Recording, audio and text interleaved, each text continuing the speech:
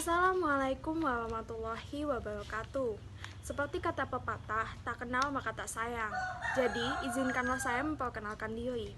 Perkenalkan, nama saya Yuyun Fahira Aprilia dari Fakultas Ekonomi dan Bisnis Universitas Brawijaya, jurusan Ilmu Ekonomi, Program Studi Ekonomi Keuangan dan Perbankan, dengan NIM 2050240111051. Di video kali ini, saya akan membahas tentang topik yang sedang hangat saat ini, yaitu bagaimana keadaan UMKM di masa pandemi COVID-19. Apakah kalian pernah berpikir bagaimana keadaan ekonomi di Indonesia saat masa pandemi seperti ini? Di masa pandemi seperti ini, kondisi ekonomi di Indonesia sangat menurun drastis. Salah satunya, sektor usaha mikro kecil dan menengah atau biasa disebut dengan UMKM. UMKM menghadapi sejumlah persoalan di mana mereka menghadapi masalah penurunan angka penjualan, distribusi terlambat, kesulitan bahan baku, dan produksi menurun. Mereka mulai merasa kesulitan dalam menyeimbangkan arus kas serta memenuhi kebutuhan operasional. Bagaimana tidak, karena omset yang didapat tidak sesuai harapan. Bahkan sebagian pelaku UMKM sudah berada di ambang kritis dan merugi.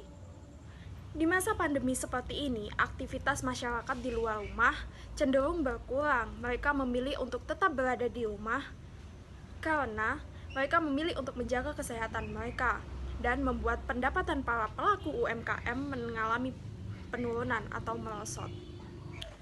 Berbagai upaya telah dilakukan pemerintah, seperti bantuan tunai langsung atau biasa disebut dengan BLT, sebagai bantuan kepada para pelaku UMKM untuk upaya pemulihan keberlangsungan UMKM di masa pandemi. Tidak hanya itu saja, pelaku UMKM banyak yang beralih ke perdagangan elektronik atau e-commerce untuk meningkatkan penjualan mereka. Sebagai makhluk sosial, sudah sepatutnya kita saling membantu. Tidak hanya pemerintah yang harus turun tangan, sebaiknya kita pun, aku, ataupun kamu turun tangan dalam membantu sektor perekonomian di Indonesia. Lalu, apa yang bisa kita lakukan untuk membantu UMKM di Indonesia? Yang pertama, kamu bisa membeli barang dagangan atau sembako di toko atau warung yang terdekat di tempat kamu.